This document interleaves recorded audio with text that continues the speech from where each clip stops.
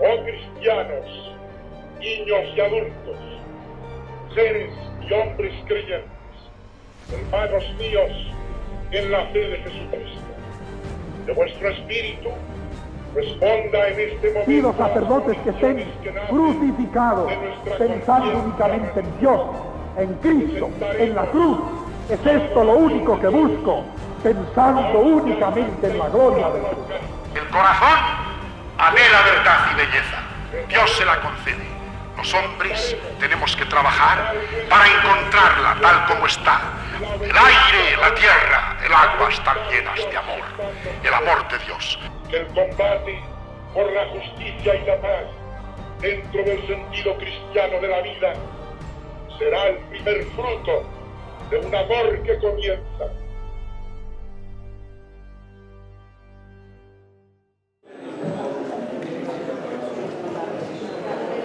Digo que bienvenidos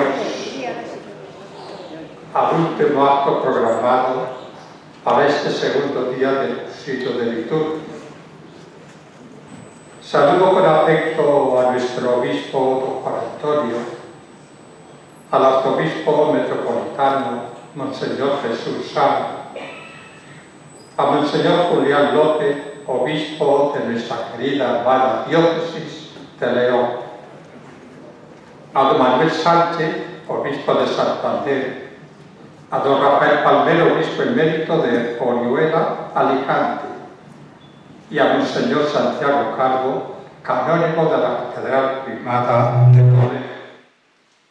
A Monseñor don Juan Miguel Ferrer, beata de la Catedral de Toledo. Y saludo muy agradecido a nuestro vicario general y delegado de liturgia, don José Luis Castro, que ha concebido este cursillo de liturgia en clave de memoria homenaje diocesano al cardenal don Marcelo González Martín. Un cursillo que ha dignificado la figura de don Marcelo y un recuerdo de don Marcelo que ha revalorizado este cursillo de liturgia.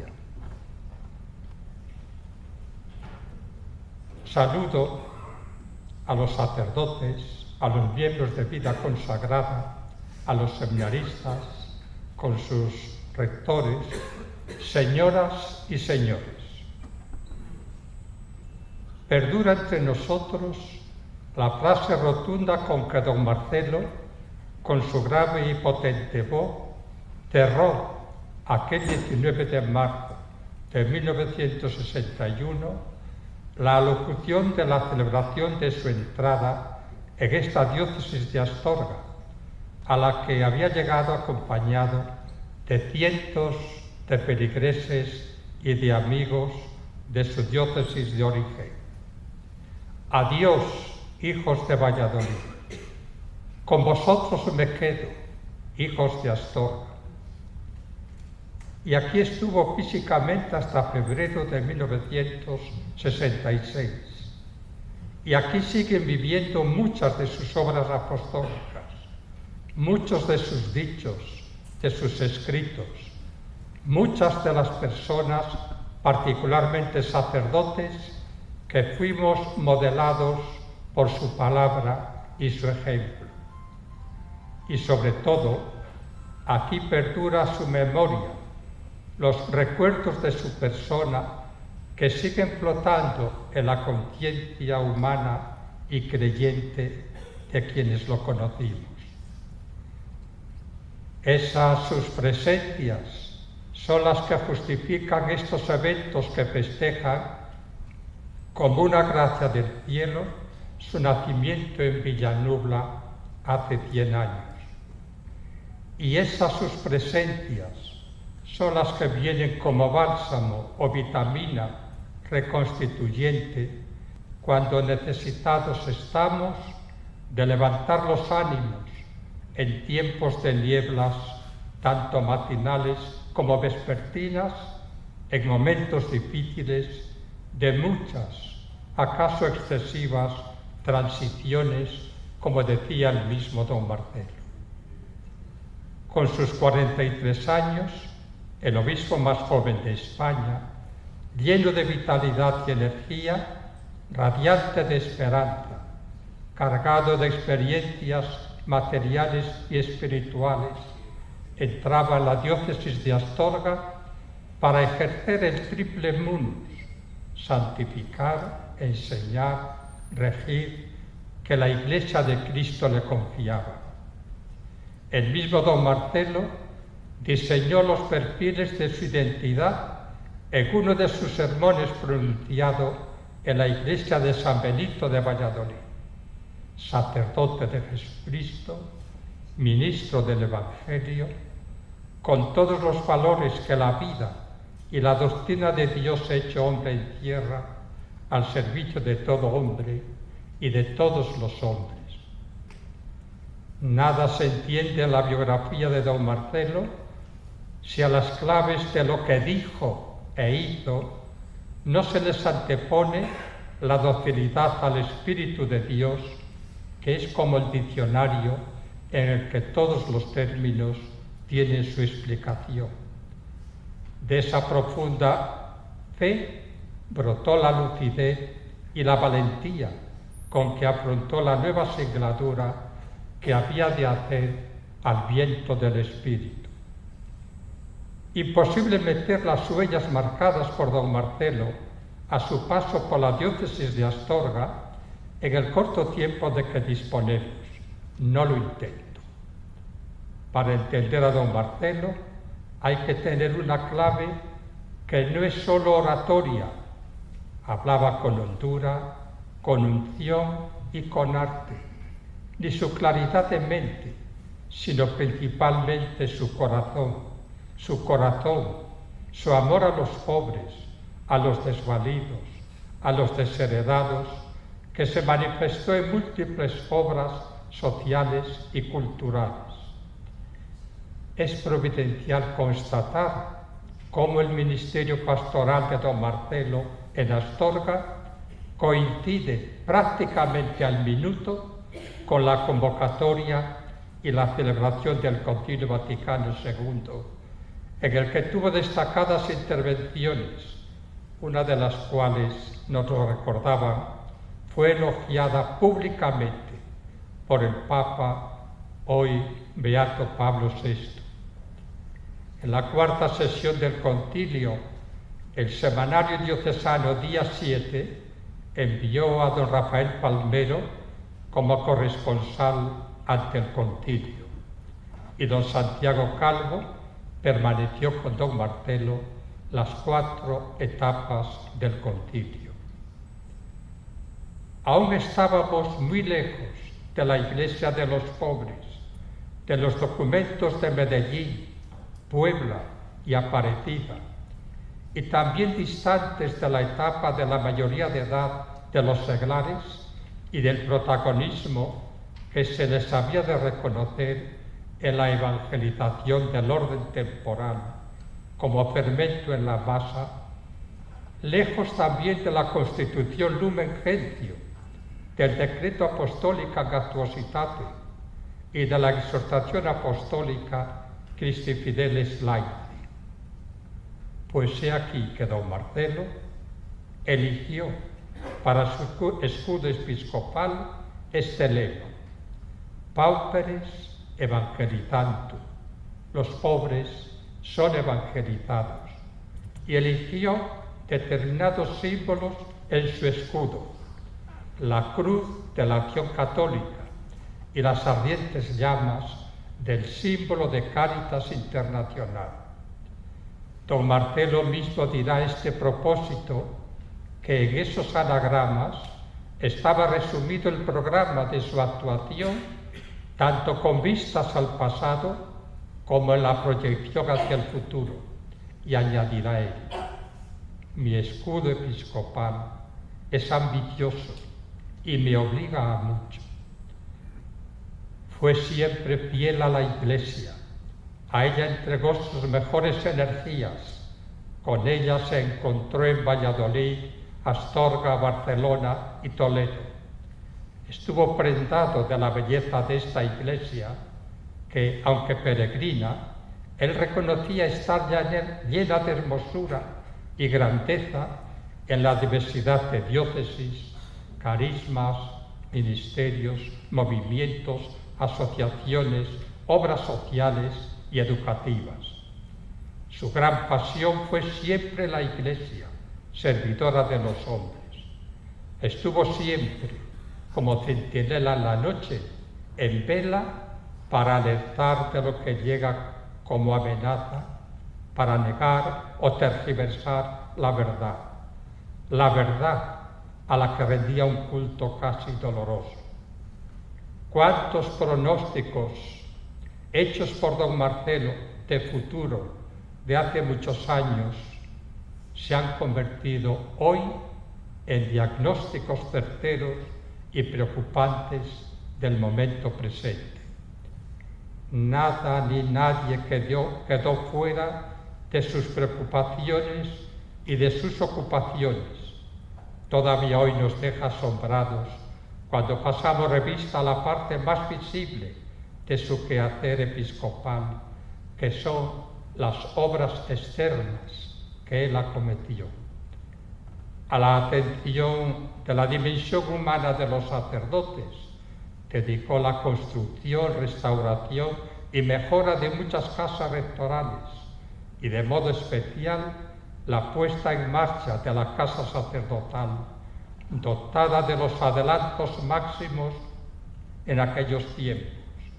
Este teatro es parte del complejo de servicios pastorales diocesanos.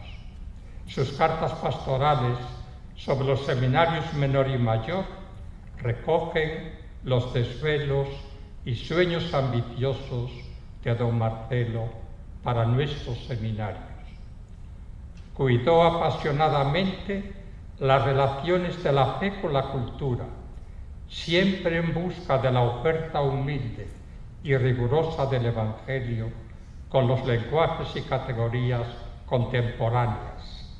De ahí nació su verbo cuidado, cálido, sugerente, y de ahí nacieron iniciativas como la emisora de Radio Popular de Astorga, inaugurada con un memorable discurso que llegó a acoger Radio Vaticana el día 19 de marzo de 1963.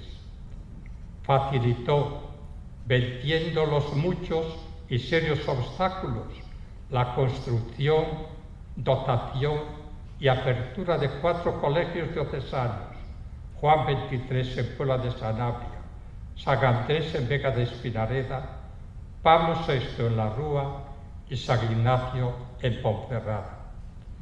Pretendía don Marcelo facilitar el acceso a la cultura a muchos niños y adolescentes carentes de medios o que vivían en la distancia de las instituciones oficiales.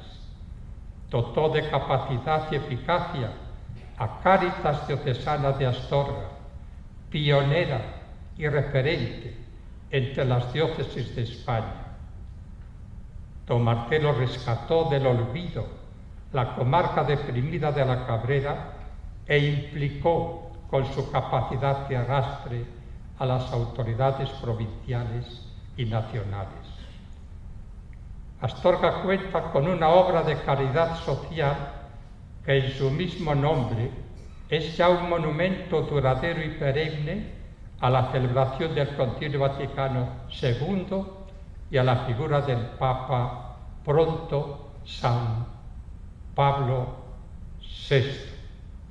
Institución que está cumpliendo los 50 años de apertura y que nació como hija de las visitas pastorales de don Marcelo, en las que percibió la existencia y la necesidad de que fueran adecuadamente atendidos cientos de discapacitados psíquicos que vivían dispersos por la diócesis, con limitadísimos servicios adecuados a su situación y con graves servidumbres para sus familias.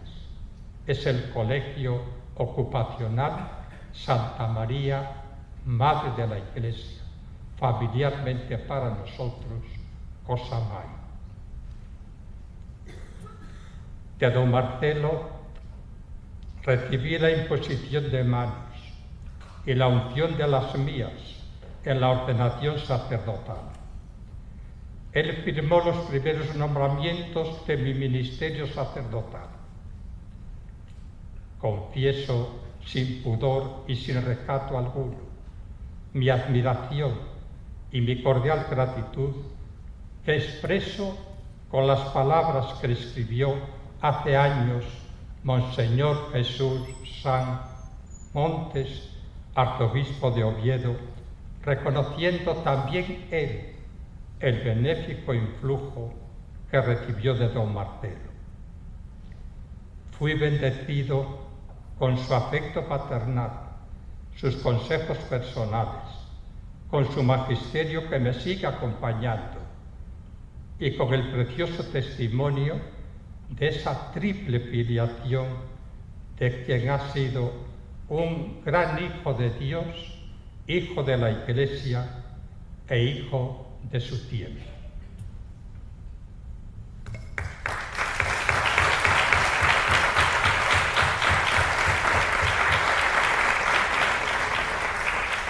Y ahora pasamos, sin pérdida de tiempo, a la presentación de la mesa. A mi izquierda, el primero, don Manuel Sánchez Monje, que nació en Fuentes de Nava, diócesis y provincia de Palencia. Realizó los estudios eclesiásticos en el Seminario Mayor de Palencia. En Palencia fue ordenado el 9 de agosto de 1970. Amplió estudios de teología en la Pontificia Universidad Gregoriana de Roma, donde obtuvo la licenciatura con una tesina sobre la infalibilidad del Papa y el doctorado con una tesis sobre la familia, iglesia doméstica. No dudamos de ninguno de sus títulos. Fue formador y profesor y rector del Seminario de Palencia y vicario general de esa misma diócesis. Nombrado obispo de Mondoñedo Ferrol en el año 2005, pronto se identificó con la lengua y las maneras de ser del pueblo gallego. A los pocos días de haber tomado posesión, me dice un día, haciendo alarde de que ya sabía hablar en gallego, ¿a qué no sabes cómo se dice 2 al cubo en gallego? Digo, pues no. Pues sí, hombre, 2 al caldeiro.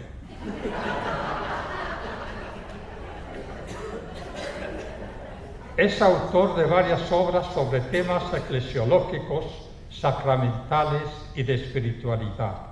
Ha publicado también artículos, colaboraciones en revistas como Misión Abierta, Religión y Cultura, Studium Lectionense, Surge, etc. Bien, tuvo el privilegio de gozar de la amistad de don Marcelo. Por eso él nos puede hablar de don Marcelo vinculado a los pueblos de donde él nació y también de Villanueva. Tiene la palabra don Manuel. Agradezco mucho la invitación que me hizo don Juan Antonio para intervenir en esta mesa redonda en homenaje a don Marcelo, y él me encargó que hablase de don Marcelo en mi pueblo, Fuentes de Nava, en la provincia de Palencia. Pero preparándolo vi que no debía omitir la presencia al menos testimonial de otro pueblo, de Villanueva, la provincia de Valladolid, que es el pueblo donde él nació. Para no alargar las cosas, voy a limitarme a leer lo que tengo preparado, y así dejo espacio a 2 hermanos como don Rafael y don Santiago, que son los que conocen mejor a don Marcelo. Yo le traté en pueblo en vacaciones, pero ellos le trataban en curso y en vacaciones. El 16 de enero de este año 2018, don Marcelo González Martín hubiera cumplido 100 años de haber vivido entre nosotros. Con este motivo se le están rindiendo homenajes en diversos lugares, entre ellos Toledo y Valladolid. Hoy se suma Astorga, la diócesis en la que se estrenó como obispo y que siempre llevó muy dentro de su corazón. Don Marcelo nació en Villanubla, en la provincia de Valladolid. Su padre, Minervino, había nacido allí y está relacionado también con Fuentes de Nava, en la tierra de Campos Palentina, donde nació su madre Constanza y donde él vivió durante muchas temporadas, una vez nombrado arzobispo de Toledo y después ya como obispo emérito. Villanubla tenéis en el esquema y la familia de su padre. Digamos unas breves palabras acerca de Villanubla. Allí nació un niño que sus padres pusieron el nombre de Marcelo el 16 de enero de 1918, porque era el santo del día y porque una hermana de su padre, llamada Marcela, había muerto con 19 años, 8 años antes. Su padre tenía una pequeña industria de quesos de carácter familiar que regentaba el señor Eugenio, el abuelo paterno de don Marcelo, que murió muy pronto, dejando huérfanos a sus 2 hijos de 2 meses, él, y a su hermana Angelita con 17 meses. La economía familiar, como podemos suponer, se resintió notablemente y quedó bajo la dependencia de su abuelo, que influyó mucho en don Marcelo. La construcción del grupo escolar de Villanubla y las viviendas del barrio de San Pedro Regalado en Valladolid fueron las 2 obras sociales que realizó con entusiasmo en sus 20 años de sacerdote vallisoletano. Paso a hablar de Fuentes de Nava y la familia de su madre. Constanza Martín Tejada y toda su familia eran de Fuentes de Nava. 6 de los 7 hermanos de la madre de don Marcelo y varios primos fueron a trabajar a Valladolid. 2 hermanas de la abuela profesaron monjas en las huelgas reales de la ciudad del Pisuerga, y más tarde lo haría la hermana de la madre, Prudencia, que llegó a ser abadesa. El hermano más pequeño de su madre, su tío Paco, se fue a la República Argentina a principios de siglo y allí murió, siendo don Marcelo cardenal de Toledo. Constanza, con sus padres, fue la última en ir a Valladolid, donde encontró trabajo en la casa de un abogado. Al poco tiempo conoció a Minervino y se casaron el 7 de enero de 1916. Constanza llevaba a sus hijos 1 o 2 veces al año a ver a sus tías monjas de las huelgas reales de Valladolid. A Marcelo, que era monaguillo, muy obediente y aplicado, le insistían en que fuera cura y él se negaba. En una ocasión tanto le insistieron que él contestó: «Ya he dicho que no quiero ser cura y basta». A los 11 años cambió de opinión e ingresó en el seminario. En el verano de 1929 se preparó para el examen de ingreso con su tío Alejandro, maestro en Campaspero. La madre de don Marcelo pasaba parte del verano en Fuentes junto con su hija Angelita. Al morir la madre en 1958, Angelita seguía yendo, pero don Marcelo no, porque apenas cogía vacaciones, aunque también su madre le encargaba de llevar cada año a sus 2 hijos a Fuentes de Nava para que conocieran y trataran a sus familiares por vía materna.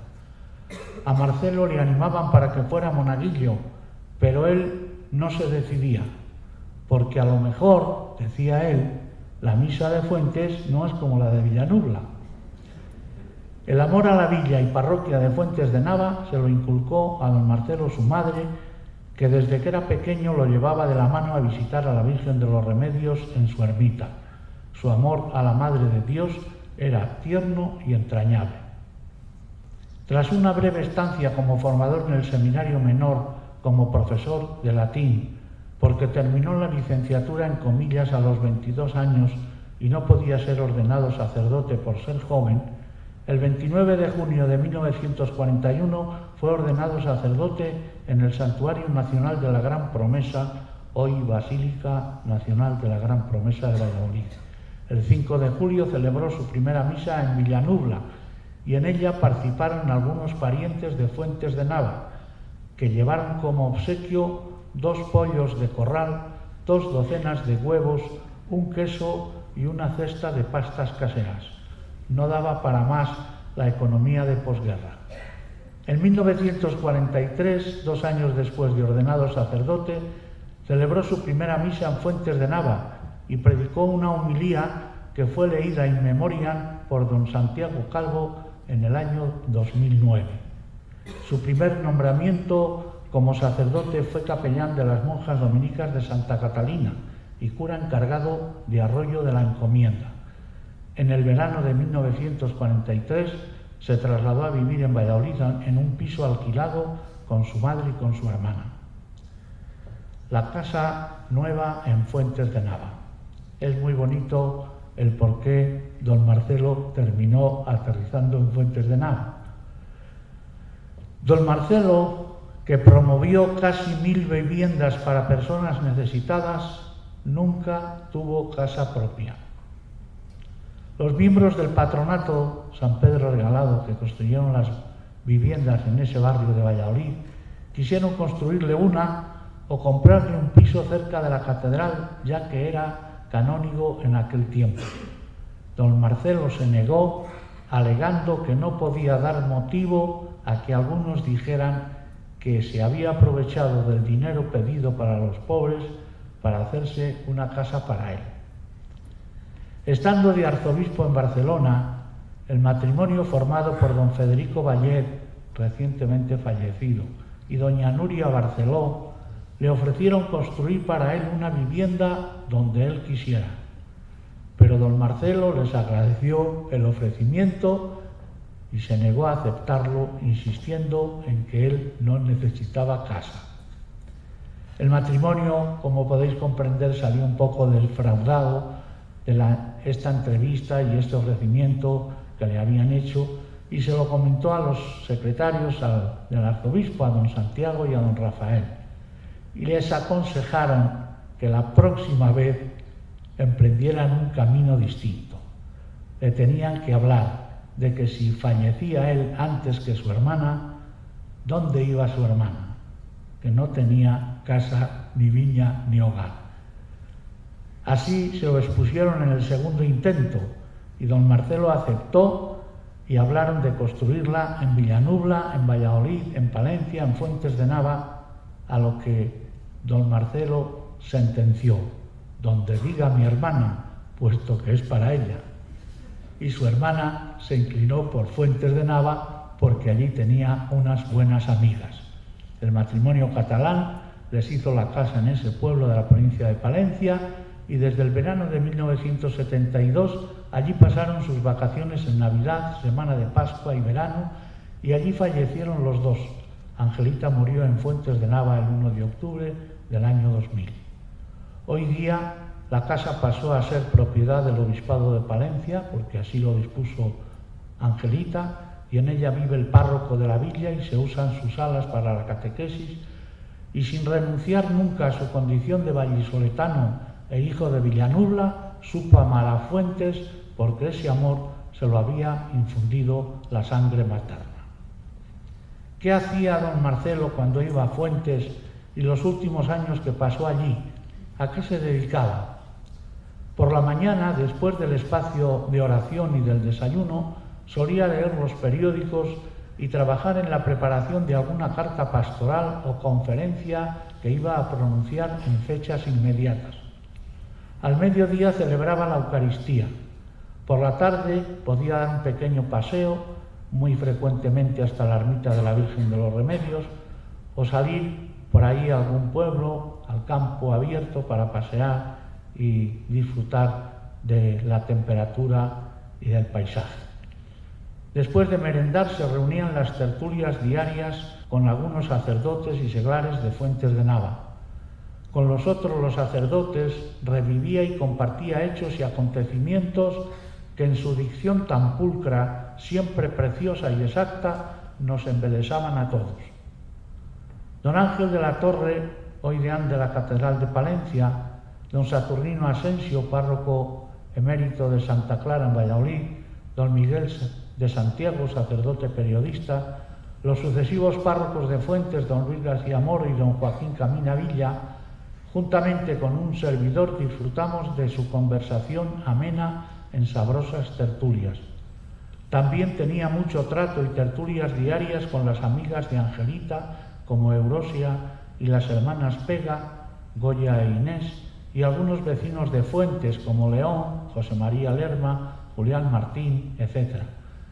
Aunque no pudo juzgar al fútbol por sus problemas de vista, tenía mucha afición a ver los partidos del Real Madrid y también sabía reír cuando le contábamos algún chiste, pero él no los contaba. Yo solamente le oí contar uno y en el repertorio mío le llamo el chiste de don Marcelo. Decía él que a un obispo de América Latina le hicieron obispo de una diócesis nueva, tuvo que construir el seminario, tuvo que preparar la catedral, el obispado, la curia, y terminó siendo nombrado arzobispo. Pero como no le cambiaron de diócesis, pues el título que le correspondía era arzobispo-obispo. Organizaron una misa de acción de gracias y desde las primeras moniciones siempre repetían lo mismo, porque tenemos que dar al Santo Padre gracias por nuestro arzobispo-obispo, porque ahora va a predicar la homilía nuestro arzobispo-obispo, porque ahora finalmente van a poder besar las manos de nuestro arzobispo-obispo, y así fue.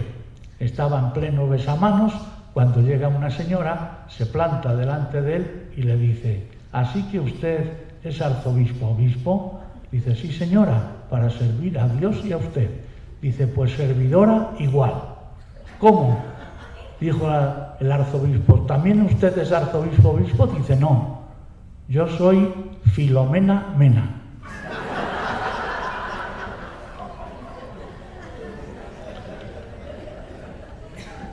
La parroquia de Fuentes y especialmente sus párrocos, don Luis García Moro y don Joaquín Camina Villa, estuvieron muy cerca de don Marcelo en todo momento, sobre todo cuando más lo necesitaba.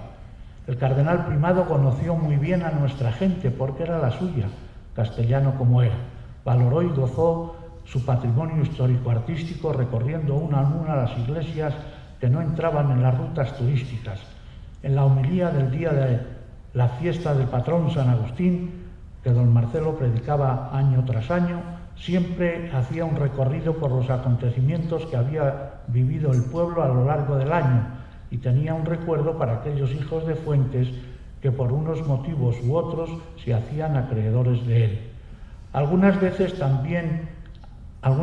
antes de su jubilación y sobre todo cuando era cardenal arzobispo emérito, acompañaba al obispo y sacerdotes de Palencia en las misas especialmente significativas en la catedral y en la fiesta de San Juan de Ávila, patrono del clero español. Su amplia biblioteca de Fuentes la donó al Seminario Mayor de Palencia. Relación de Fuentes de Nava con don Marcelo. Fuentes mostró su cariño hacia don Marcelo especialmente en tres momentos, a mi modo de ver. El primero sería aquella decisión del Ayuntamiento de Fuentes para declararle hijo adoptivo. Era el año 1962. Don Marcelo acababa de ser nombrado obispo de Astorga en 1961. Un joven obispo que no se sabía entonces los servicios que estaba llamado a desempeñar en la Iglesia, pero que luego fueron los de arzobispo de Barcelona, arzobispo de Toledo y cardenal primado de España. El segundo momento fue cuando otra corporación municipal decidió dedicarle una calle en nuestra villa al cardenal primado de España. Era una manera de que los hijos del pueblo y sobre todo las futuras generaciones recordaran la extraordinaria figura de don Marcelo.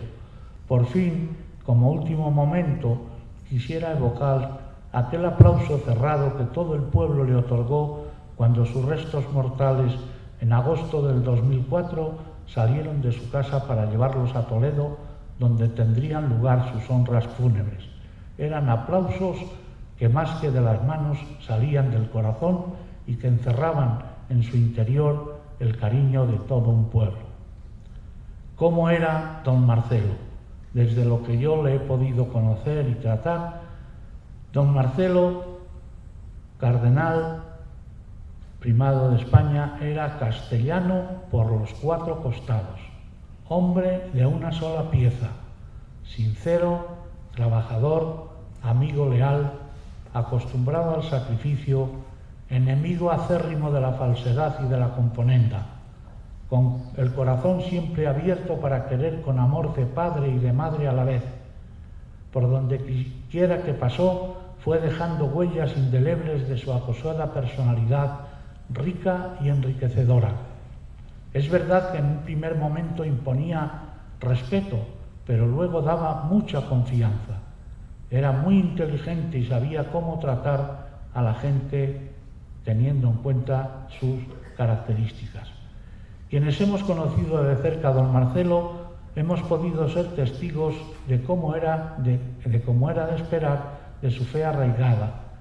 Era verdaderamente un hombre de Dios, el servidor fiel y prudente como el elogiado del Evangelio, que no se preocupó de otra cosa sino de servir a la Iglesia en una entrega total y sin fisuras, fruto de su gran amor a ella. La piedad de don Marcelo fue profundamente cristocéntrica. Cristo, verdadero Dios y hombre verdadero, ocupaba el centro de su corazón.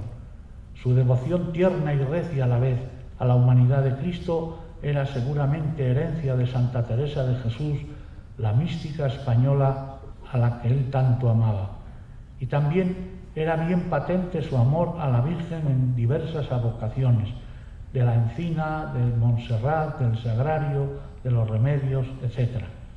Para finalizar, he de dejar constancia de que Angelita, su hermana, dejó su casa de Fuentes a la diócesis de Palencia, como he dicho, y en ella vive el párroco actual, don Carlos Chana, y en su planta baja se celebran reuniones y encuentros de carácter formativo y catequético. Y por fin, que recuerdo a don Marcelo con admiración, respeto y cariño, y su persona y su acción evangelizadora me inspiran para el ejercicio del ministerio episcopal como a otros muchos obispos de España.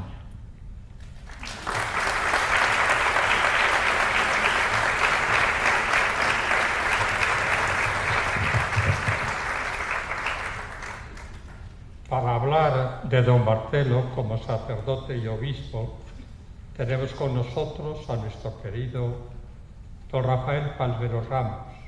Nació en la provincia de Zamora, diócesis de Astorga, concretamente en Morales del Rey. Cursó sus estudios de Humanidades, Filosofía y 2 años de Teología en nuestro seminario. Completa sus estudios en la Pontificia Universidad Gregoriana de Roma, donde se doctora en Sagrada Teología, con una tesis titulada Ecclesia Mater en San Agustín, y en el Angélico Pontificia Universidad de Santo Tomás de Aquino obtiene la licenciatura en Ciencias Sociales y el título de Diplomado en Sociología Pastoral. Es secretario de Estudios de nuestro Seminario Mayor, profesor de Teología Fundamental y de Doctrina Social de la Iglesia. Don Marcelo le nombró delegado episcopal de Cáritas Diocesana. Arzobispo ya de Barcelona, don Marcelo lo llama y le vincula a su secretaría particular y le encomienda ministerios vinculados a la actividad caritativa y social. Se traslada con don Marcelo a Toledo y en Toledo ejerce su labor docente como profesor del Estudio Teológico San Ildefonso. Es nombrado vicario general del Arzobispado de Toledo y arcediano de la Santa Iglesia Catedral. Nombrado obispo auxiliar de Toledo en 1987 y recibió la ordenación episcopal en la Catedral Primada el 24 de enero de 1968. En 1996 toma posesión como obispo de Palencia y a finales del 2005 fue nombrado obispo de Orihuela, Alicante, tomando posesión de la sede el 21 de enero de 2006. Desde 1911 es consultor del Consejo Pontificio para la Pastoral de la Salud. Ha escrito numerosos libros y artículos sobre temas de índole teológica, social y pastoral. Siempre digo que don Rafael ha sabido buscar apoyo espiritual de San Rafael Arnaiz Barón, canonizado por Benedicto XVI, de don Manuel González, apóstol de los agrarios abandonados, canonizado por el Papa Francisco. Y no digamos, escuchar a don Rafael es escuchar a San Agustín, porque es como la cantera que nutre su preocupación y su predicación como obispo. Y sobre todo, quiero resaltar que don Rafael, aunque se ha ido de la diócesis, entre sus ocupaciones y preocupaciones, ha permanecido siempre muy unido a nuestra diócesis y se ha interesado por el discurrir de la diócesis que le dio y lo ordenó como sacerdote. Don Rafael nos va a hablar de don Marcelo como sacerdote y obispo.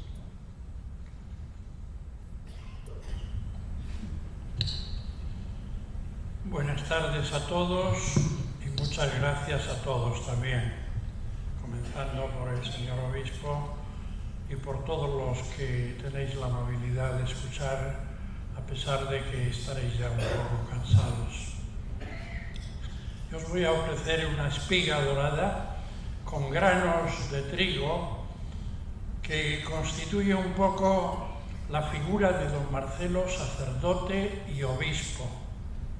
Le podemos dar muchísimos títulos, pero en estos dos, a juicio mío, se resume desde el punto de vista teológico y espiritual su vida y su ministerio. Las décadas de este servicio pastoral suyo inmediato como sacerdote y como obispo han configurado, a mi juicio, su figura. Aquí es donde tendríamos que calar hondo para calar en su magisterio.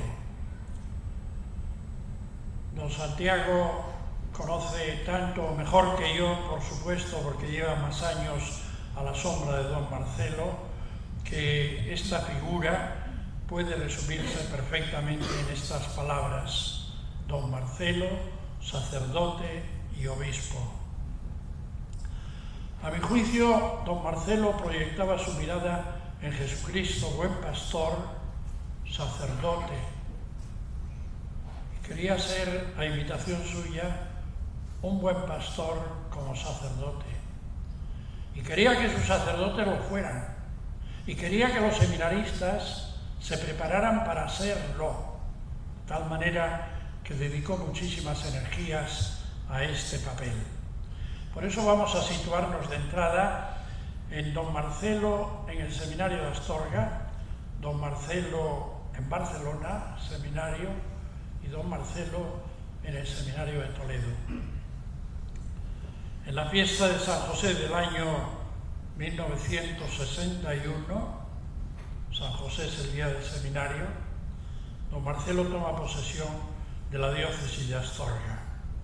Al año siguiente ya escribe una carta pastoral titulada Ante el día del seminario y dice: contamos actualmente con 635 seminaristas, distribuidos de este modo: 381 en el curso humanístico de la Bañeza, 59 en primero y segundo de Humanidades de las Ermitas, 141 en Filosofía y Teología de Astorga, 29 en la Universidad Pontificia de Comillas, 14 en Salamanca, 2 en la Universidad Gregoriana y 1 en el Angelicum de Roma. y se preparan para ingresar al año que viene 74 y 28 en las escuelas preparatorias de Astorga y de las Ermitas. El cuadro de profesores está completo y estos sacerdotes, dice él, merecen nuestra profunda gratitud, al igual que quienes hasta aquí desempeñaron funciones docentes y educativas, porque el vivir interno en el seminario, totalmente dedicados a la tarea, significa una generosísima disposición de ánimo y a la vez garantía de una eficacia extraordinaria. Por primera vez en la historia, nuestra diócesis tiene tocada con la mano una de las aspiraciones más queridas de la Santa Sede y uno de los objetivos que deben ser acariciados, que es la dedicación total de profesores y superiores especializados a esta importantísima tarea. Y ya se pregunta él entonces, ¿cuál será nuestra meta inmediata? Y responde, llegar a los 1000 seminaristas, 500 en La Bañeza, 500 en Astorga. Exhortamos vivamente a todos los sacerdotes, a los conciliarios de Acción Católica, a las asociaciones piadosas, a los directores espirituales de colegios e institutos, a las parroquias, para que dejando otras ocupaciones y tareas, se dediquen por entrega a este objetivo. Vamos a tratar de lograr que en el curso próximo haya una matrícula de 150 alumnos en el primer año y vamos a aspirar a que no tengamos en la diócesis una sola parroquia sin un seminarista al menos. Sacerdotes astorganos había en este momento en muchas diócesis de España, de América, en congregaciones religiosas, los rectores de las universidades de Salamanca y de Comillas, el rector del Angelicum de Roma y en el convictorio sacerdotal Montserrat, también de Roma. Es por verlo a don Marcelo en un ambiente sacerdotal. En el seminario de Barcelona dice don Marcelo que el concilio ha explicado que esta institución, el seminario, se acomode a las necesidades de los tiempos. Se trata de la formación del futuro sacerdote y precisa, ha de contar con 4 datos. El sacerdocio que se ha de recibir, por ser el único sacerdocio de Jesucristo, tiene que ser único e inmutable. Segundo, el sujeto que lo recibe es el hombre de hoy. Tercero, los destinatarios son los hombres de nuestra época. Y cuarto, la Iglesia jerárquica que lo confiere es la que concede el triple munus de enseñar, de santificar y de regir. 4 datos, advirtiendo, la tarea del sacerdote es siempre difícil y complicada. Lo es hoy más que en otras ocasiones. Lo de aquí en Barcelona es más difícil todavía que en otras diócesis de España. No podemos caer en la tentación de hacerla fácil ni de refugiarnos en un totalitarismo solitario y esterilizador, tampoco en sombras. Este mundo necesita la verdad de Dios. Esta verdad es revelada. Por eso la Iglesia nos propone la misión principal del sacerdote de hoy y de siempre. A esta luz y sobre estas bases es necesario ver y edificar todo lo demás. Es una idea que tiene del Seminario de Barcelona al poco tiempo de estar allí. Llega a Toledo y dice, cuando hablo del seminario, estoy hablando del sacerdocio. Es a este sacerdocio, perpetuado en los hombres elegidos, al que atribuyo el poder y la facultad de que la redención salvífica se transmita a la humanidad. Si desapareciera, todavía podía seguir existiendo la fe, pero lentamente se extinguiría en una agonía implacable la riqueza espiritual antes existente en una comunidad determinada. El seminario es la institución, es el lugar, es el tiempo, es el método, es todo a la vez que la Iglesia utiliza para que siga habiendo buenos sacerdotes. De este modo, la realidad del seminario existirá siempre, porque los sacerdotes no nacen, se hacen. Hay que prepararlos, hay que formarlos, como la Iglesia lo pide y lo dispone. Contemplamos, dice él ya, muy pronto, la buena marcha de nuestro seminario de Toledo.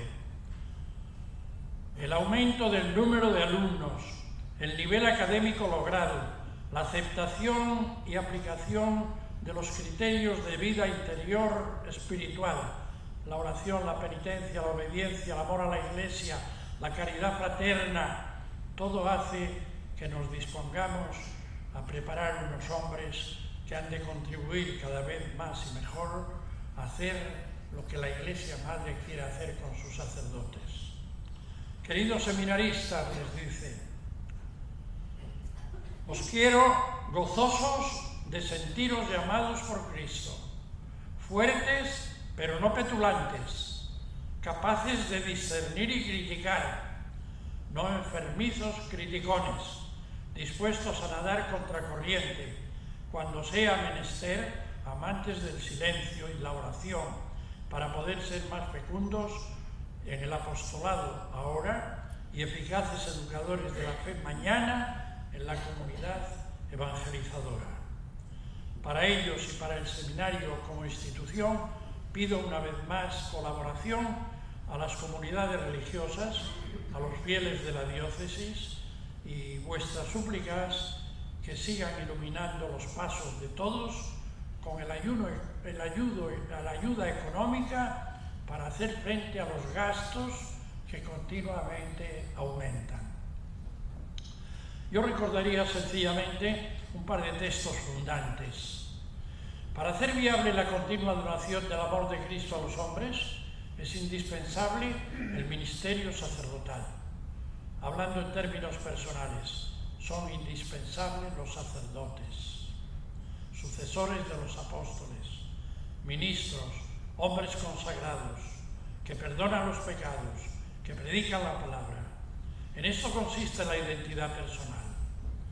No podemos admitir los errores de quienes quieren hacer emerger el sacerdocio de la comunidad, delegados de la comunidad que envían algunos y vosotros vais a ser los que nos representéis y los que prediquéis y los que confeséis. No. Como condición para ejercer el sacerdocio, un tipo de encarnación en el pueblo es necesario, pero que no esté en las afirmaciones de quienes identifican la realidad histórica del sacerdocio ministerial con estructuras del mundo occidental romano. No. En algunos ambientes se dice, bueno, pues ya buscaremos quienes conviene que lo sean y delegamos en ellos y les empujamos y que esos sean los sacerdotes. No. Sacerdotes llamado por Dios, invitado por Dios, y tiene que responder afirmativamente a esta afirmación. Los sacerdotes, por tanto, constituyen en este momento nuestro campo. Cuando realicéis vuestra función, recordad que la misa no es solamente comunión o agape, sino que tiene carácter de sacrificio, según la base bíblica de la carta a los hebreos. Pero vuestra misión, queridos seminaristas y sacerdotes, es la de santificar y regir la grey del pueblo de Dios que os ha sido confiada y que no termina en el altar. El ejercicio de la predicación exige estar marcado por el triple decoro de tacto, de sencillez y de caridad. Tacto, que es tanto como decir elección cuidada, continuidad en el programa, intuición, sencillez, que es seria preparación, plegaria, estudio, caridad, que es divisa del buen predicador. Estos son textos suyos de una pastoral Cuaresma, primavera de las almas, a los fieles del arzobispado de Barcelona. Manejad, dice con delicadeza, los labores espirituales, que así es como redimiréis a los hombres. Luego pongamos el dedo en la llaga. Yo recuerdo que redacté en el año 81 un discurso de apertura que me tocó leer en el seminario de Toledo, que lo titulaba Don Marcelo González Martín, cardenal arzobispo de Toledo, 10 años de servicio episcopal en la diócesis primaria. Y yo aquí hacía una semblanza sacerdotal de don Marcelo, que a mi juicio sigue siendo válida. Podéis leerla aquí. En estas páginas se dice que la figura de don Marcelo es compleja y se explica por qué. Se ponen de relieve sus valores personales. Entre ellos destacan la intuición muy perspicaz y la disponibilidad de quien sabe que es libre obedeciendo y que solamente obedeciendo sirve. Recordad aquella audiencia que tuvo con el Papa Juan Pablo II y que le dice: Santo Padre, algunos siguen queriendo que yo me vaya de Barcelona, habrá alguna diócesis por ahí en España, la última, la más pequeña. Le escuchaba al Papa con toda atención, coge su pectoral y dice: Señor arzobispo, su pectoral pesa. Este pectoral que llevo yo pesa más todavía. Vuelva a Barcelona y siga siendo arzobispo de Barcelona. Junto a esta virtud, la disponibilidad, conspicua también entre sus cualidades. Don Marcelo estaba siempre a punto, siempre dispuesto, siempre ejerciendo. Su entrega era a fondo y sin regateos. Martín Abril, periodista amigo suyo de Valladolid, lo define con estas 3 palabras. Don Marcelo es una profunda claridad ordenada. Se podrían ofrecer otros datos complementarios.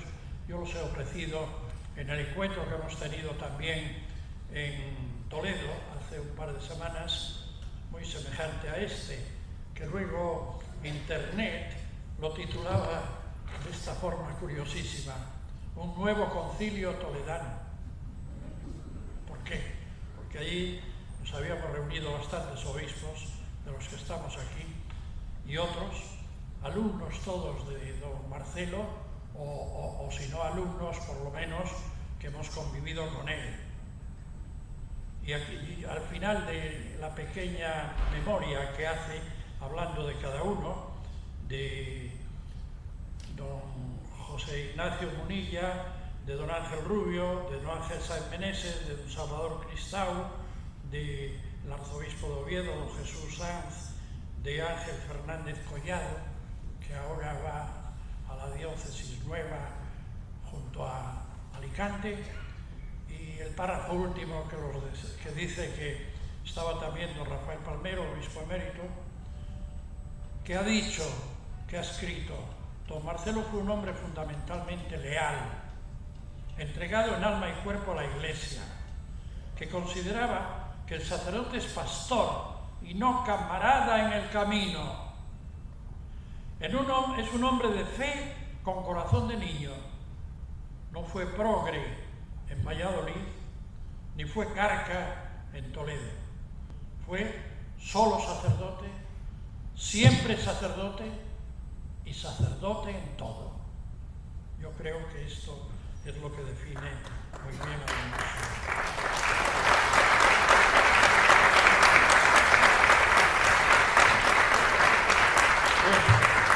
Cuando Marcelo cumplió 60 años de sacerdocio, hizo una misa celebrada con sacerdotes jóvenes de Toledo y les decía: ha llegado la hora en el clero de hacer la communio ecclesialis, no solo teológica, sino también espiritual. Da la casualidad de que hoy es cuando yo fui ordenado sacerdote hace 60 años, y hace un pequeño balance de su vida y recorre Valladolid, Astorga, Barcelona, Toledo, y no se entretengo con esto porque hay que escuchar todavía otras voces. Algunos preguntan cuál es el secreto de don Marcelo. Tendríamos que asomarnos a una ventana del aula conciliar, porque allí quizás se escuche todavía el eco de una convicción larga, profunda y acariciada que resonó un día en el aula y que fue recogida en el documento fundamental del Vaticano II, la Constitución Dogmática Lumen Gentium. Estas palabras casi eran textuales de don Marcelo. Dentro de la comunión eclesiástica existen legítimamente iglesias particulares, y entre las diversas partes de la Iglesia hay unos vínculos de unión íntima, de comunión, en lo que respecta a riquezas espirituales, a obreros apostólicos, a ayudas temporales. Esto lo pedía don Marcelo para que se pusiera en marcha en la Iglesia Universal. 80 años de vida son una vida.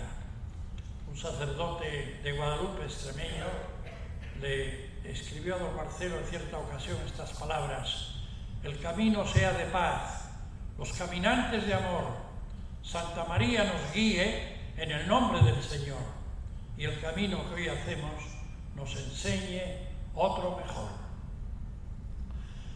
Don Marcelo fue muy buen amigo del cardenal Ratzinger cuando era cardenal. De hecho, escribió el prólogo de uno de los volúmenes de sus escritos pastorales.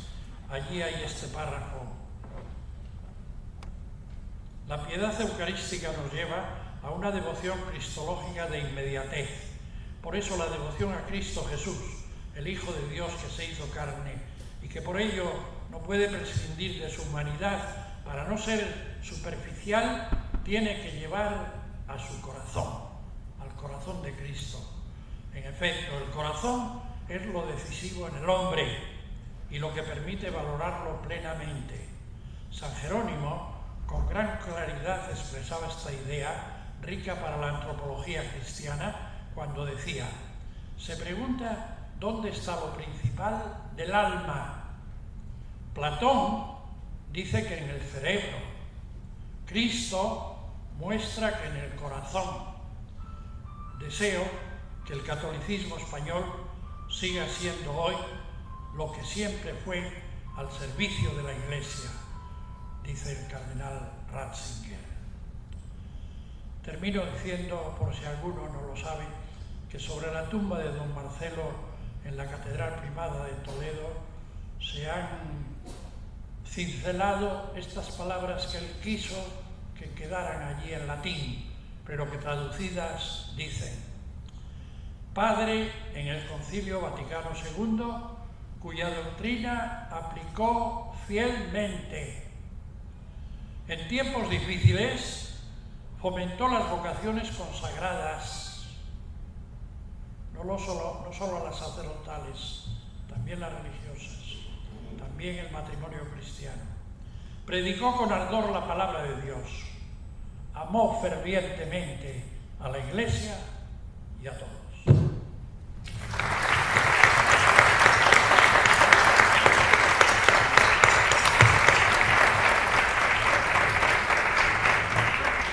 Gracias, don Rafael.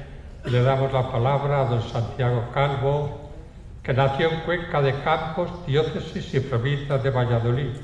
Estudió en el seminario de Valladolid, fue ordenado en comillas sacerdote por el nuncio de su santidad, Monseñor Hildebrando Antoniuti, y don Marcelo, a los pocos meses de ser ordenado y a los pocos meses de estar don Marcelo como obispo de Astorga, le llama para ser su secretario particular. Tengo entendido que por unos meses que se han alargado a 43 años como secretario particular de don Marcelo. Con mucha razón, dice don Santiago Calvo: soy yo el que tiene la obligación de saber más de don Marcelo. Le damos la palabra. Bueno, ahora ya, después de haber hablado todos los que me han precedido, ya me han pisado el terreno y tengo que saltar muchas cosas. Hay un dato que en la biografía no, a lo mejor no lo ha querido decir o no lo sabe don Marcos, y es que don Marcelo siempre me distinguió con una predilección muy especial, muy especial. Me examinó de ingreso cuando yo tenía 11 años, el 15 de junio de 1949, perdón, no se me olvida la fecha, y él presidía el tribunal como prefecto de estudios del Seminario de Valladolid, el primer acto que tenía como prefecto de estudios. Y me examinó de ingreso y se conoce que lo hice muy bien, que me salió la cosa tan perfecta que quedaron asombrados los del tribunal y dijeron, este chico vale y lo ha hecho muy bien, vale la pena que vuelva en septiembre. Me costó una llorera y volví en septiembre y entonces ya me dejaron pasar. Pero no es que me suspendieran, es que quedaron asombrados. Bueno, pues eso fue cuando yo tenía 11 años. Cuando tenía 23, yo juré no volver a mirarle la cara. Y después le tuve de prefecto de estudios y de profesor. Y cuando terminé y me ordené sacerdote, pues me dijo que si quería venir a Astorga. Y aquí vine con mucho gusto. Y recuerdo estos años que estuve en Astorga con gratitud, casi como una emoción. Pues agradezco mucho que me hayan invitado, porque como que me he quitado 50 años. Pero vamos, estoy muy contento de haberlos vivido y de haber sentido las experiencias que he tenido con don Marcelo en distintos momentos, unos de mucha alegría y otros de dificultad. Pero vamos, gracias a Dios. Si han visto en las hojas que les han dado en la carpeta, he puesto que dice prólogo episcopal en la diócesis de Astorga, y yo lo titulo Elogio del cocido maragato, porque creo que las jornadas que estamos celebrando son como un verdadero cocido maragato, porque en el cocido maragato siempre se empieza con lo más fuerte, que es la carne. Después vienen otras cosas ya de la legumbre y la verdura, y termina con un postre de natillas, con un buen roscón maragato también. En el centro, en el medio, hay una sopa, un caldo. Bien, pues es que esta mañana hemos tenido verdaderamente platos suculentos. Tanto la conferencia del señor obispo, don Julián, como la de Mideán, el señor don Juan Miguel Ferrer, pues han sido dos platos fuertes, como los de esos 7 clases de carne que hay en el cocido maragato. Pues ahora, pues fíjense los 3 que me han precedido, que si fuera una corrida de toros serían los 3 primeros espadas, y aquí vengo yo casi de banderillero. Bueno, pues lo acepto con mucho gusto, y mañana el señor arzobispo metropolitano se rinden los debidos respetos, y después un teólogo eminente de la diócesis, don Adolfo Rodríguez, que era muy inteligente y muy sobresaliente de seminarista. Y en el medio dice, pues bueno, pues mira, para hacer un poco de descanso, de digestión, de este cocido apetitoso de los primeros platos, para hacer un poco de descanso, para abrir boca para este postre maravilloso de las natillas y el roscón maragato, pues ponemos un caldito. Bueno, pues yo acepto el caldito. Y empiezo diciendo un poco lo del nombramiento de don Marcelo de obispo. Después he visto yo por los papeles que algunas veces tenía que copiar de don Marcelo, de unas cosas, no he visto ninguna oposición tan fuerte a ser obispo como don Marcelo, que se resistió. El día 14 de diciembre del año 1960 recibí una carta con un doble sobre, dirigido al muy ilustre don Marcelo González, canónigo de Valladolid, calle Queipo de Llano 17, Valladolid, y dentro una cosa bajo secreto del Santo Oficio. Y en la carta le decía: ilustrísimo señor, el Santo Padre se ha dignado nombrarle obispo de Astorga. En caso de que acepte, como esperamos, el nombramiento, envíe inmediatamente un telegrama que diga recibido paquete, que sabemos que si usted acepta. Queda de usted, atentísimo servidor, nuncio apostólico y tal. Aunque se hablaba mucho en Valladolid, por distintas circunstancias que no explico, que le iban a nombrar obispo, pues él le sorprendió y se resistía, y no. Y entonces fue a ver al señor arzobispo de Valladolid, don José García Goldaras, un hombre sencillo, que no aparentaba ser muy inteligente, pero era una maravilla, era un lince. Además había trabajado en la nunciatura. Fue a verle por la tarde, hacia las 4:30, 5 de la tarde, para decirle: mire, señor arzobispo, yo vengo a hablarle de un asunto que me preocupa, que he recibido un documento bajo secreto de Santo Oficio y quería consultarlo con usted. Y me dijo: no, conmigo no lo consulta. No, mire, es que es un escrito del señor nuncio. Pida permiso al señor nuncio y después de que le dé permiso lo hable conmigo. Todo el que salió dice: pero mire, pase conmigo aquí al salón, porque están mi hermana, mi secretario y un canónigo, muy amigo de don Marcelo y compañero del señor arzobispo, que están viendo la televisión. Y pase para acá. Y entonces la televisión dice: hombre, don Marcelo, quédese aquí con nosotros, que estamos viendo la televisión, una cosa muy importante. ¿Y saben qué cosa tan importante era? Por eso pongo aquí una nota de Ecos de Sociedad: la boda de Fabiola y Balduino. Quédese aquí con nosotros a ver la boda. Y después comentaba don Marcelo: ganas tenía yo de bodas. Entonces sale de allí y se va a telégrafos y pone un telegrama: no recibido paquete. A las 2 o 3 horas se presenta el portero del arzobispado con una tarjeta del señor arzobispo. Porque don Marcelo nunca tuvo teléfono en casa en Valladolid. Que me llaman de la nunciatura, así se conserva la tarjeta, que conteste en forma debida a la carta que le han enviado. Y entonces don Marcelo escribe una pequeña carta, va a telégrafos y pone otro telegrama: iré pasado mañana a Madrid. Efectivamente, a la nunciatura. A los 2 días va a la nunciatura. Valladolid, como todos los sitios, ya se rumoreaban unas cosas y otras, y tenía que empezar a predicar un septenario. Y resulta que como tuvo que ir a Madrid, pues no se presentó a predicar y fue otro. Y ya dijeron: pues ha ido a Madrid. Pues ¿a qué habrá ido a Madrid? Ya se corrió más. Bien, llega a Madrid y el nuncio le empieza a hacer observaciones que tiene que aceptar, que el Santo Padre, que el servicio a la Iglesia, que el sacrificio y tal y cual. Y don Marcelo dice que sí, que acepta. Y vuelve a Valladolid por la tarde y va repensando el asunto en el tren, llega y decide que no puede aceptar. Va a telégrafos y, pensado el asunto detenidamente, no puedo aceptar.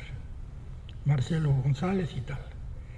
Llamada de la nunciatura al arzobispo: dígale que se presente otra vez aquí.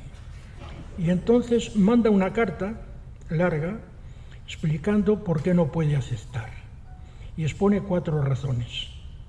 Y las razones son que tiene muchas deudas por las viviendas que está construyendo y que no le parece honrado dejar a una institución como la que ha venido fomentando todas estas obras y marcharse con deudas. La segunda, que no es técnico en derecho canónico, y entonces lo miraban mucho. No soy técnico en derecho canónico. La tercera era la más fuerte y la que mantuvo durante toda la vida. Soy muy independiente de criterio. Y cuarta, tengo miedo a la responsabilidad. Zumbando la carta para la Anunciatura. Nueva carta de la Anunciatura. Pensados todos, considerar los asuntos, no son impedimento para que usted acepte el nombramiento. Y entonces, entre llamadas de teléfono de un lado y de otro, para arriba y para abajo, llega el día 23 de diciembre, que yo soy el 12 de diciembre, y como decía, no respondía que sí, le llama el secretario, el asesor de la Anunciatura, el primer secretario, y le dice que vaya inmediatamente a presentar la carta que ha mandado para entregarse al anuncio en mano. O sea que la víspera de Navidad fuera a Madrid sin decir ni al señor arzobispo ni a su hermana dónde iba. Y ya dijo, mire, ya sé que no soy digno y que no valgo, pero yo no puedo hacer esto a mi hermana. Y dijo, bueno, pues acepto. Bueno, pues aceptó. Me fijo sobre todo en esto de que muy independiente de criterio. Era un hombre que le decían una cosa y la pensaba. Y no le daban miedo, como demostró después en muchas ocasiones, ni las manifestaciones, ni las amenazas, ni los elogios, nada. Esto es así y he pensado que es así en conciencia. Ahora, si el Papa le decía adelante, esa es una razón ya irrefutable. No lo puedo explicar cómo lo demostró en la vida porque ya no pertenece al tiempo de Astorga. Bueno, acepta el nombramiento, se hace público en Valladolid la víspera de los Reyes del año 61 y fue un acontecimiento en Valladolid excepcional. Los periódicos durante varios días en media primera página y hablando después de artículos de fondo, de elogios y tal. Bueno, en Astorga enseguida fueron una comisión formada por el vicario capitular, que era don Juan Mistal, don Antonio García Orallo, el secretario canciller, don Celestino Blanco, el provisor, y don Rogelio Fernández, que era el ecónomo, a felicitarle ya que cuándo podría venir y tal. Y acuerdan que el día de San José. Entre tanto, viene la consagración el día 5 y la Catedral de Valladolid es muy grande, pero bueno, aquello se desbordó, que quedó más de la mitad o 3 partes fuera que no pudieron entrar en la catedral, porque allí fueron tanto de la universidad y autoridades como de los barrios, uno que le había fundado él de San Pedro Regalado y el otro que le había rehabilitado, el del barrio de España, pues allí quedaron 3 partes de los que quisieron entrar fuera de la catedral. Al día siguiente va a Madrid, como hacían entonces, por obligación del concordato, pero y antes del concordato, incluso en tiempo de la República, a ver al jefe del Estado y hacer el juramento que tenían que hacer. Y al mismo tiempo a ver al nuncio, al que con él había tenido sus diferencias de que no querer aceptar, pero ya cuando se ha rendido y ha dicho que sí, el nuncio irá a consagrarle y va a darle las gracias. Y el nuncio le hace 2 advertencias. 2 advertencias de 2 cosas que tiene que hacer en cuanto llegue a Astorga y que ya estaban iniciadas por el prelado anterior. Una, que tiene que terminar el seminario de la Bañeza cuanto antes. Y otra, que tiene que ir a vivir al Palacio de Gaudí inmediatamente. Que termine las obras. El señor obispo anterior, el doctor Casteltor, había fallecido viendo las obras en el Palacio de Gaudí. Le dice que vaya inmediatamente a vivir al Palacio de Gaudí. Pues mire, señor nuncio, muy bien, yo con mucho gusto, ahora voy a Astorga y ya le informaré y procuraré hacer lo que me manda, que era la indicación, era mandato. Esto en marzo. Viene a Astorga, entra el día de San José, que era domingo de Pasión, y esto fue un desbordarse en el recibimiento tanto de la ciudad como de gente que vino sobre todo de Valladolid y de otros sitios. Calculan que vinieron unos 250 coches y 30 autocares de Valladolid. Fue una riada, pero riada de coches, pero riada del agua que cayó, porque creo que yo estaba en el seminario y me iba a ordenar de sacerdote el día 2 de abril. Y bueno, por las fotografías y por lo que he visto, fue todo el día lloviendo. Vienen, no cabían en la catedral, nada, no cabían, pues calándose por la calle. Digo aquí que un periodista anciano, don Ernesto Fidalgo, sacerdote, que era el director de la Luz de Astorga, decía que era el recibimiento más multitudinario de los 4 que él había conocido. Había conocido el de don Antonio Senso Lázaro, el de don Jesús Mérida, el de don don José Casteltor, pero que este había sido el más multitudinario. Le hicieron 7 arcos desde la entrada por San Justo hasta llegar a la catedral, y antes a la iglesia de San Bartolomé, donde fue a revestirse, y desde allí, bajo la lluvia, venir hasta la catedral, y que el palio, venía bajo palio, que claro, venía un poco protegido, pero que como llovía tanto, que llegó un momento en que por el pico del Espíritu Santo empezó a caer agua, y que tenían que retirarse porque se calaban. En la homilía ya no hizo un programa de actuación, pero sí que dijo unas cuantas cosas que impresionaron. El mundo de hoy no cree en las palabras y hace bien, porque Jesucristo dijo que vean vuestras buenas obras y den gloria a vuestro Padre que está en el cielo. No dijo que escuchen vuestras palabras, sino que vean vuestras buenas obras. Y después una invitación a todos: trabajaremos juntos, obispos, sacerdotes y seglares. Y todos juntos tenemos que unir nuestras fuerzas para trabajar por el reino de Dios. Hubo comentarios, yo he preguntado por algunos sacerdotes, por don Santiago Carrizo, que en paz descanse, él fue la fiante que yo y estaba entonces de cura en un pueblo de la Valduerna, y que cuando volvían hacia Destriana con el arcipreste, que era el párroco de la Valduerna, entonces don Felipe se llamaba, era un sacerdote mayor, que dijo a don Felipe: este es el obispo que necesitamos, y este es el obispo con el que vamos a poder trabajar, que Dios nos le conserve muchos años, y vamos a poder hacer muchas cosas por la diócesis y por la Iglesia. Otra reacción fue la de una familia, se lo hizo a una familia de Valladolid, que en la plaza, frente al ayuntamiento, porque yo no sé últimamente si lo hacen también, iban después de la catedral, fueron al ayuntamiento, y allí tenían una recepción, y allí hablaba desde el balcón y tal. Bueno, pues allí, que había un grupo de sacerdotes de Astorga, y hablando mientras llovía en los soportales frente al ayuntamiento, y había una familia de Valladolid. Y les dije: ¿ustedes son sacerdotes de Astorga? Pues sí, somos sacerdotes de aquí. Pues prepárense para trabajar, porque les felicitamos por el obispo que viene, que nosotros somos de Valladolid. Es una persona excepcional, pero prepárense que les va a hacer trabajar en gordo.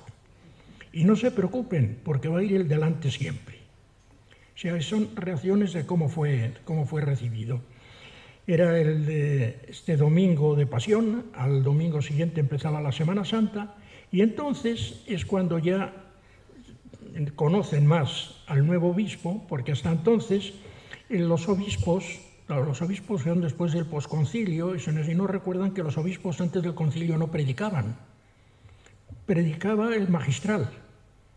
Pues aquí vino don Marcelo, y con el gran magistral que había, don Bernardo, a quien recordamos con todo el respeto y toda veneración, pues esa Semana Santa ya no predicó.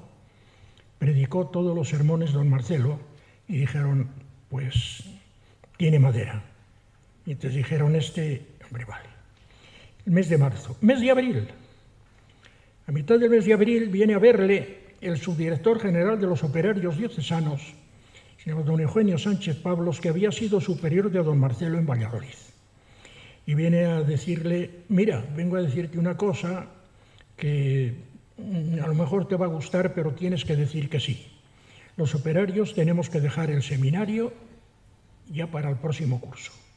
Así que tienes que ir buscando superiores para el seminario para el próximo curso.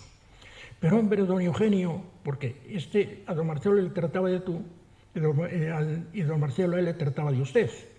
Pero hombre, piensen que tengo que poner en marcha el seminario menor de La Bañeza con profesores y superiores, y ahora encima tengo que buscar más superiores para el seminario mayor. No, pues no podemos seguir, podemos estar hasta el verano por si necesitan orientación a los que tú nombres y tal, y alguno se puede quedar hasta Navidad.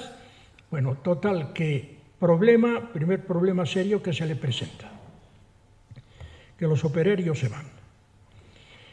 Llega el mes de mayo y dice, tengo que ir a devolver la visita al nuncio y responder a los encargos que me dio.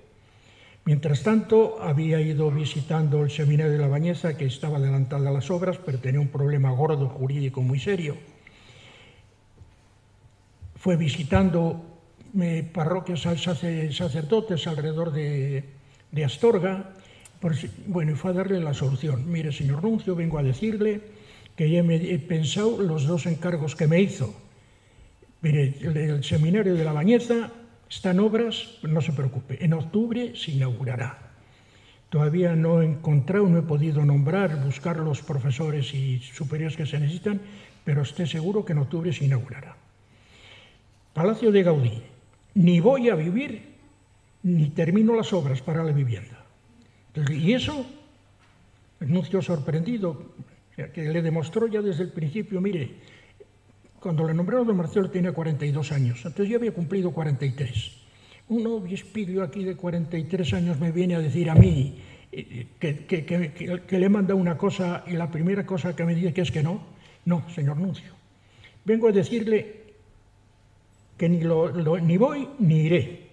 Y le explico por qué.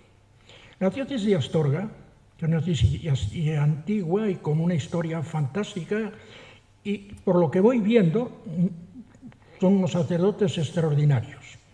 Si yo voy a vivir al palacio episcopal, echo abajo toda la obra que pueda hacer, porque es en una diócesis pobre, donde hay sacerdotes que están viviendo en casas indignas, que ahora el obispo vaya a vivir a un palacio de hadas, que es todo ostentación, y que encima gaste dinero para hacer obras, no voy.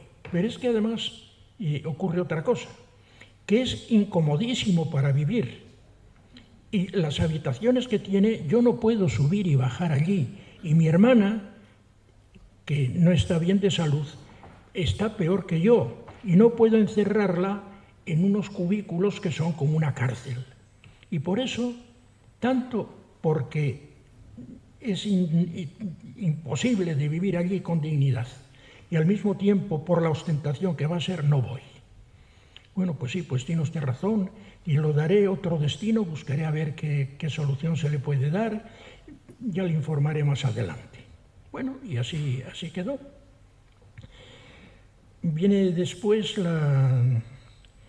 hablando siempre, ya iba conociendo más al clero de Astorga, y desde el principio le encantó el clero, o sea, que había 460 sacerdotes, y dice, es muy buena gente y muy bien formados.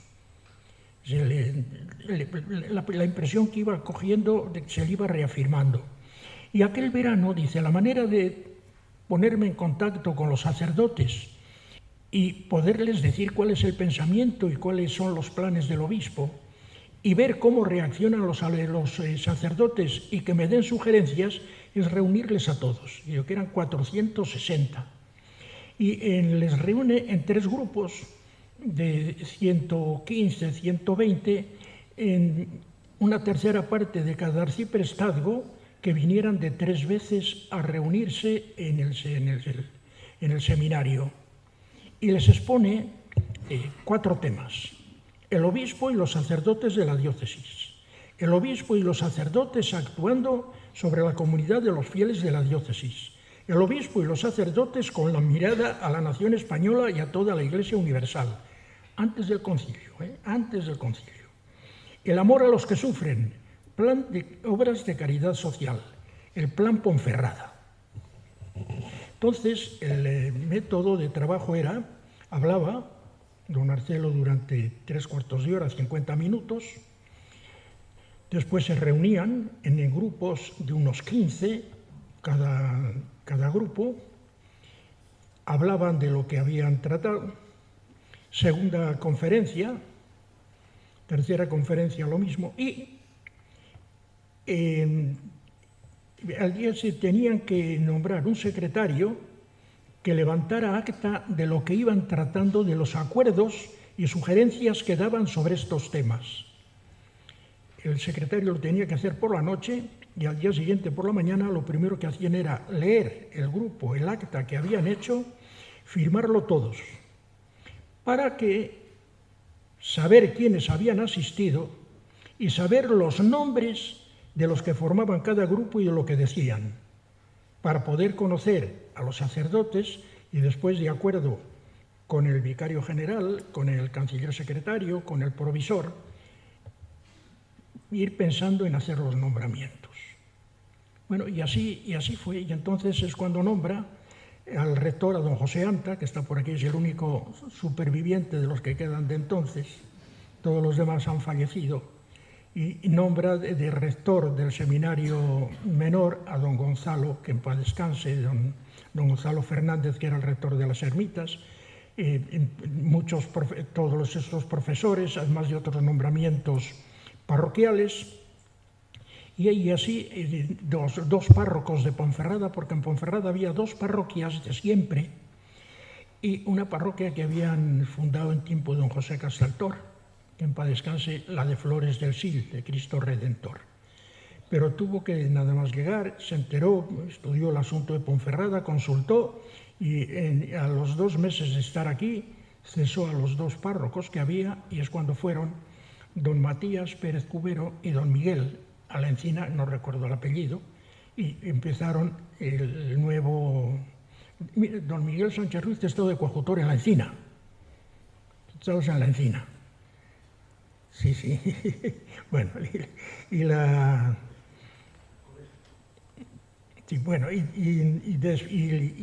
así fue como empezó. Había visitado en Vega de Espinareda a un homenaje a don Lucas Martínez, un venerabilísimo sacerdote que había allí, que había sido director de una preceptoría y llevaba de párroco 60 años, le habían concedido la medalla al mérito del trabajo, y don Marcelo fue a imponérsela y conoció aquello, y allí es donde, después de conocer a don Lucas, de oír lo que don Lucas le dijo, porque don Lucas hablaba, pero oía mal, había que hablarle al oído casi con una trompeta, pero le explicó lo que era una preceptoría y cómo habían los sacerdotes que habían formado allí, y cómo allí había que hacer algo importante. Entre eso y lo que le dijeron los sacerdotes en estos escritos de las reuniones, llegó a la conclusión de que una de las primeras cosas que tenía que hacer era colegios, y entre ellos viene el párroco de Puebla de Sanabria, don Celso Cifuentes, y le canta las maravillas de lo que había sido la preceptoría de Sanabria, cuántos sacerdotes habían salido de allí, y le viene diciendo después don José Cepedano, el párroco de Fontey, lo necesario que es allí un colegio, y es cuando hace los colegios don Tirso, que está en Ponferrada, le habla también de la necesidad de ampliación del colegio de Ponferrada, y ahí es donde brota todo el asunto este. Viene el año 62, y aquí ya hay una cosa hay una huelga de mineros que empiezan en Asturias, se corre al Bierzo, y acusan a un sacerdote, don Javier Sotuela, que han dicho que también ha fallecido, ya que en paz descanse, que si está agitando la cosa.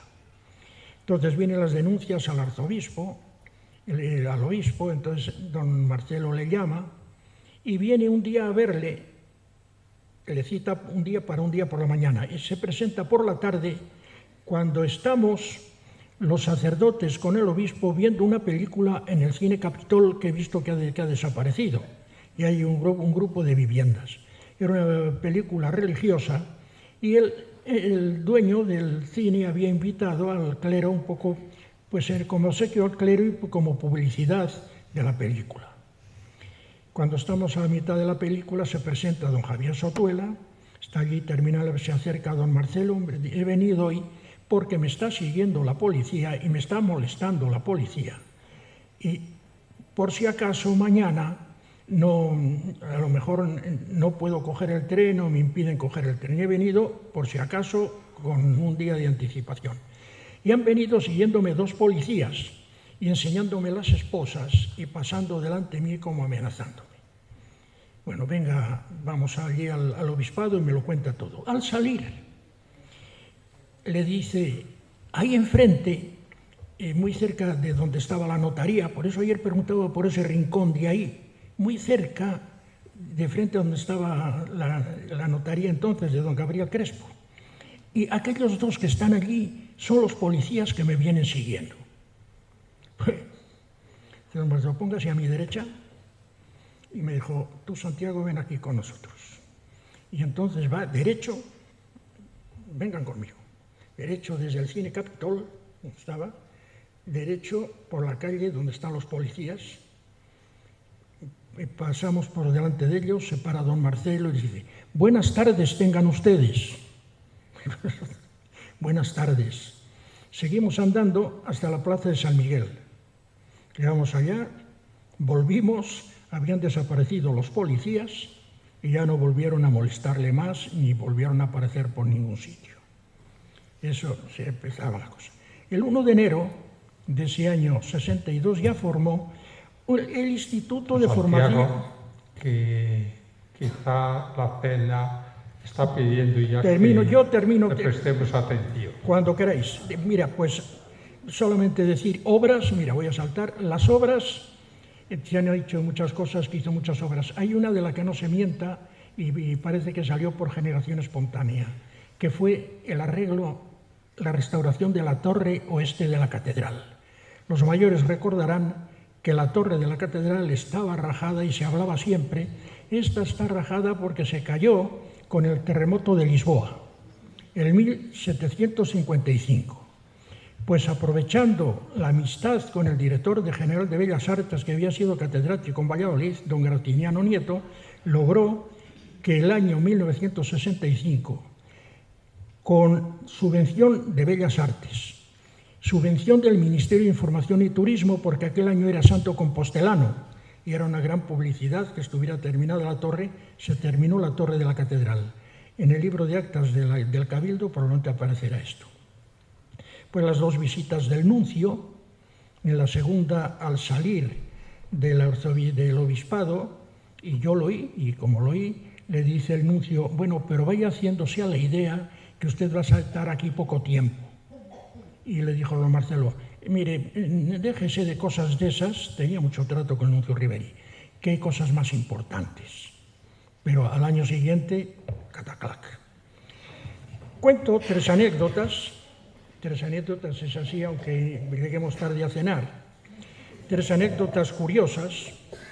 Una, a los 3 meses o 4 del otoño aquel, en Eitesa, en la fábrica esta de Eitesa, se inauguraron unas viviendas nuevas para los obreros.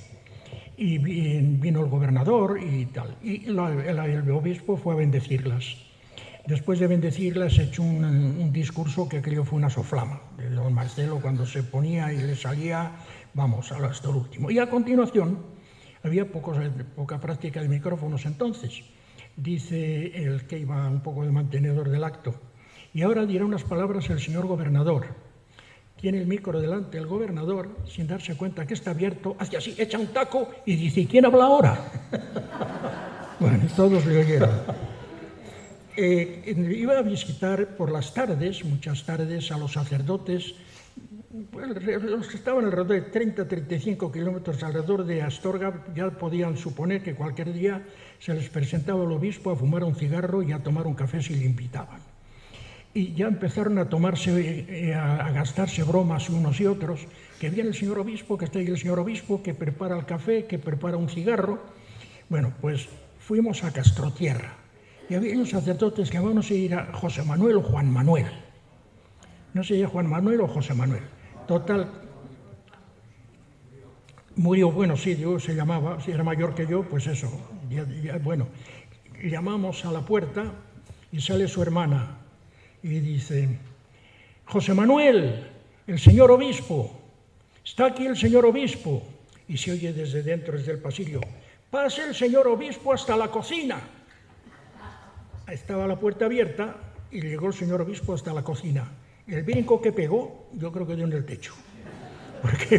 Porque se llevó el susto que vio que era el obispo de verdad. Quería que, y ahí, señor obispo, perdone que era una broma, por eso no que no sé cuál. Bueno. Después otra cosa. Había un problema en un pueblo de la Valdería, pueblo que se llamaba Calzada de la Valdería, un pueblo muy pequeño, que está en la carretera que va desde La Bañeza, Jiménez de Jamuz, Castro Calvón, y de allí a la derecha, que no venía ni la carretera en el mapa, pues estaba ese pueblo, Calzada y Santa Cruz de la Valdería. Entonces, vino una comisión a protestar contra el cura porque querían que le cambiaran el cura. Decían que nos quiten el cura porque era el último, un pueblo sin cura era el último. Que nos cambien el cura, nos tiene que cambiar el cura. Bueno, y la cantidad de nombramientos que ha tenido que hacer, los seminarios, ya lo estudiaremos para cuando se ordenen los nuevos y tal y cual. Pero resulta que a los 2 domingos tenía que ir a consagrar un altar al pueblo siguiente, a Santa Cruz de la Valdería.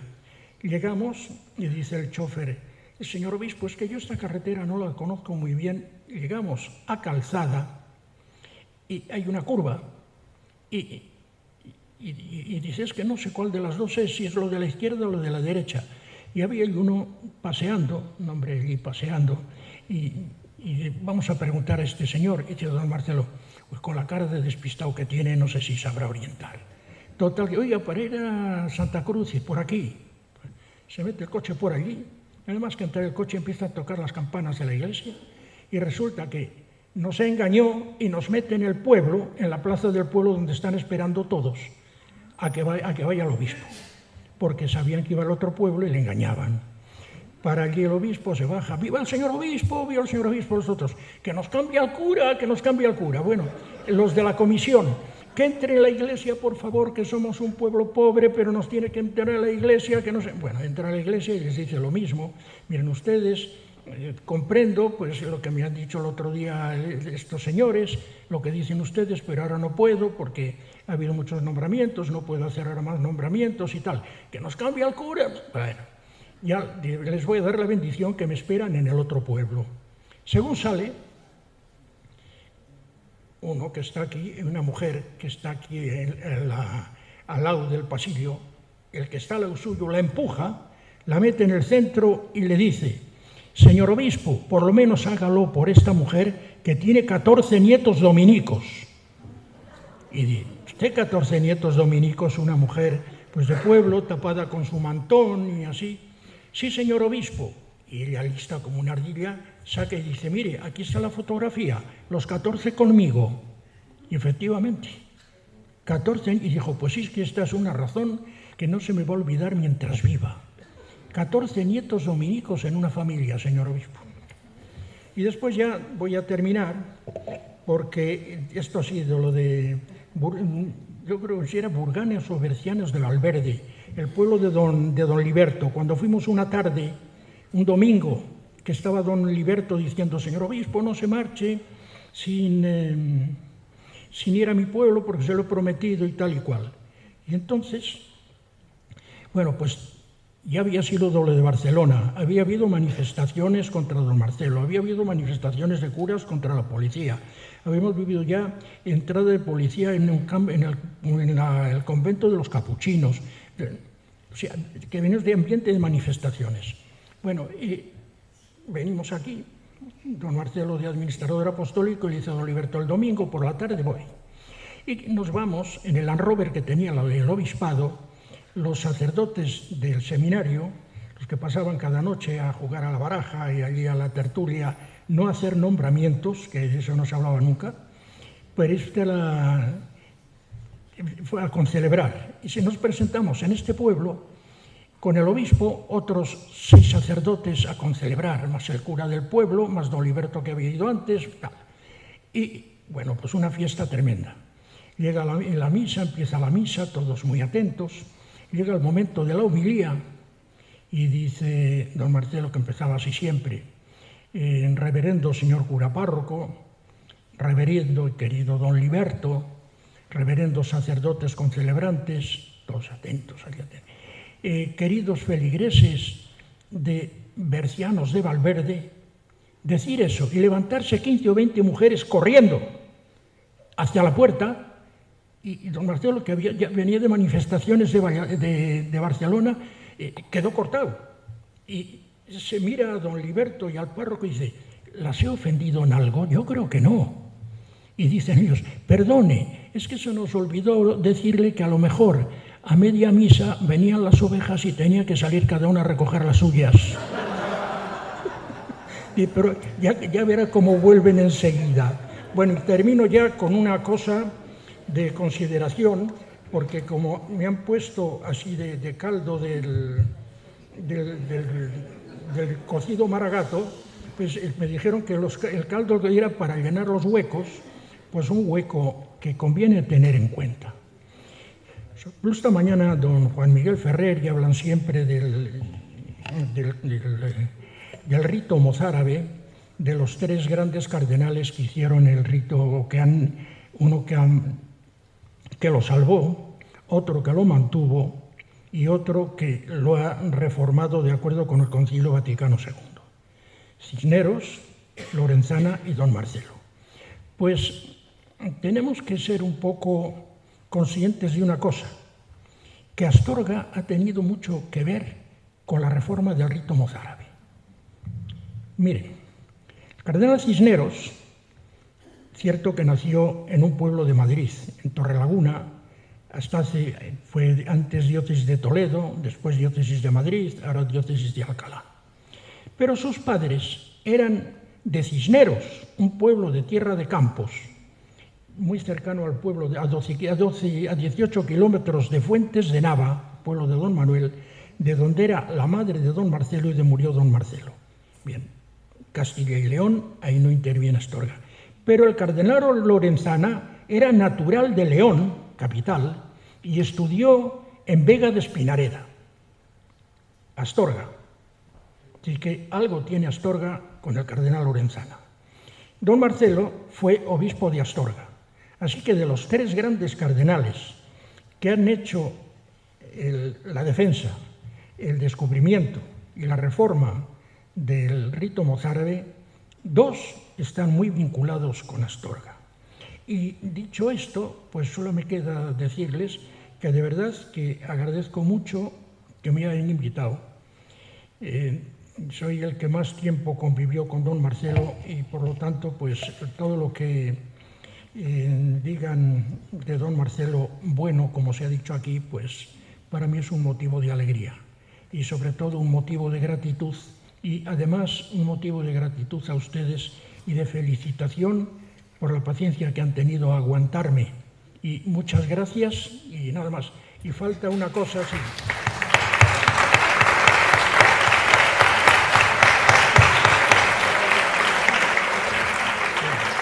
Y ahora, para terminar, dirán, ¿qué es esto? Pues esto es un bastón que regaló, tiene empuñadura dorada, que regaló el Ayuntamiento de Astorga a don Marcelo cuando le nombraron arzobispo de Barcelona. Y tiene aquí el escudo del Ayuntamiento de Astorga, el roble con las hojas. Y entonces don Rafael y yo pues hemos pensado, pues ¿dónde puede estar este bastón o a quién se lo podemos regalar? pues mejor que nadie al Cabildo de la Catedral de Astorga para que lo reciba y para que después haga con él lo que cree que...